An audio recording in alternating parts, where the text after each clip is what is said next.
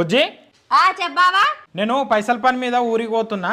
పిల్లలు జాగ్రత్త, నైట్ దొంగలు పడతారు, రాత్రికి తలుపులు గట్టిగా పెట్టుకొని వండుకోండి. సరే బావా.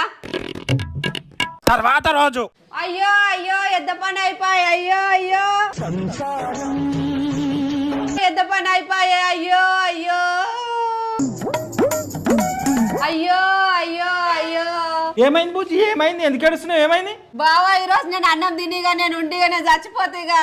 ఏమైంది? ఎందుకు తినా అంటున్నావు? ఎందుకు చచ్చిపోతా అంటున్నావు? ఏమైంది చెప్పి ఎందుకు ఏడుస్తున్నావు? బావా రాత్రి మన ఇంట్లో దొంగవాడి బీరువాలో ఉన్న 2 తులాల బంగారం ఎత్తుకుపోయిండు. నేను తినా బావిగా, నేను బతికిగా, నేను చచ్చిపోతా.